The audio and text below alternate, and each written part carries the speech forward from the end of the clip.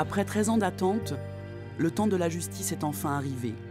3 novembre, 14h, premier jour du procès dit Sola Caro-Cervogne.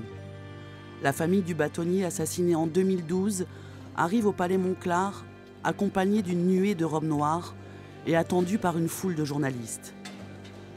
À leur côté, en partie civile, les représentants de Charles Cervogne, le barreau d'Ajaccio et le Conseil national des barreaux.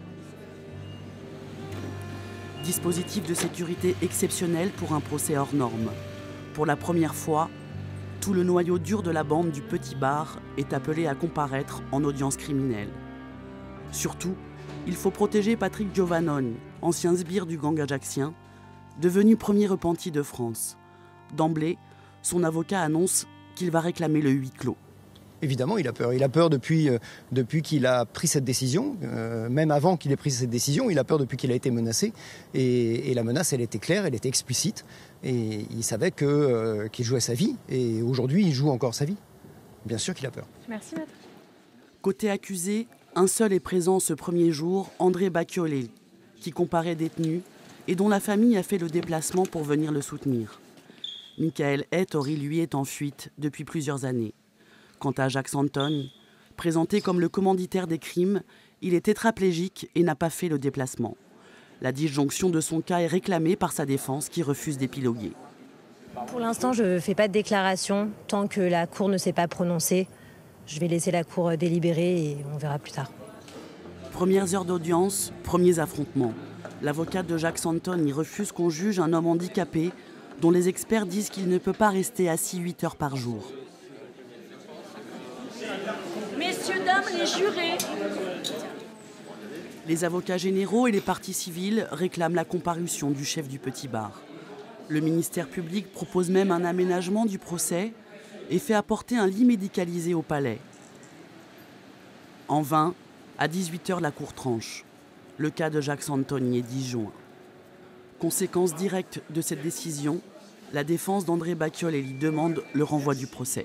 Depuis 13 ans, il clame son innocence et depuis 13 ans, il n'attend que ça, être jugé. Donc ce n'est pas une demande de renvoi qui est motivée par une volonté de ne pas être jugé, mais au contraire d'être jugé dans de bonnes conditions, parce qu'il serait inadmissible, inconcevable que Jacques Santone ne soit pas jugé avec lui par rapport au fait qu'on lui reproche. La partie civile, elle, considère qu'il s'agit de manœuvres de la part d'accusés qui veulent échapper à leurs responsabilités. Ça n'échappera à personne que le seul objectif de ce cheminement procédural, c'est que le procès ne se tienne jamais. Parce que si le procès venait à être renvoyé ce soir, je ne lis pas dans le marc de café et je ne fais pas de prédiction, mais je pense qu'il ne sera pas renvoyé. Mais si le procès venait à être renvoyé ce soir, c'est un procès qui ne viendra plus jamais devant une juridiction. Ça veut dire que la Cour d'assises des Bouches-du-Rhône aura accepté d'être prise en otage en quelque sorte par une stratégie procédurale et je ne peux pas l'imaginer un instant.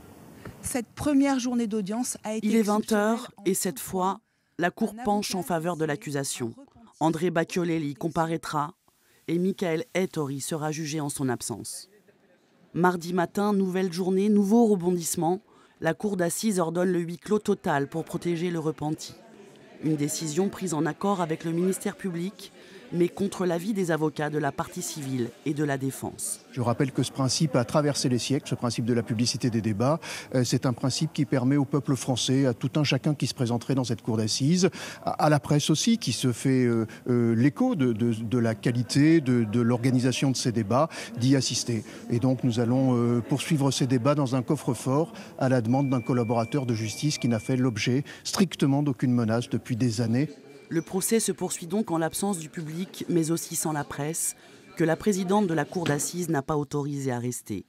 La personnalité des accusés est abordée pour commencer, suivie des dépositions des directeurs d'enquête, un schéma classique mais dans un contexte peu ordinaire qui laisse un sentiment d'incompréhension. Nous, ce qu'on regrette, et je le dis en toute transparence, c'est le huis clos qui a été ordonné sur cette session d'assises parce qu'on estime, au-delà même de la profession d'avocat qui a droit de savoir ce qui s'est passé, que les citoyens et les justiciables de France entière ont le droit de savoir ce qui s'est passé et dans quelles conditions on a pu s'en prendre à un avocat et par voie de conséquence à l'état de droit. Un procès organisé 13 ans après les faits, sans la présence du commanditaire présumé des crimes et à huis clos. C'est peu de dire que la justice n'a pas été dans cette affaire à la hauteur des attentes légitimes des citoyens. De quoi interroger sur la capacité de l'institution à donner une réponse pénale satisfaisante en matière de lutte contre la criminalité organisée en Corse.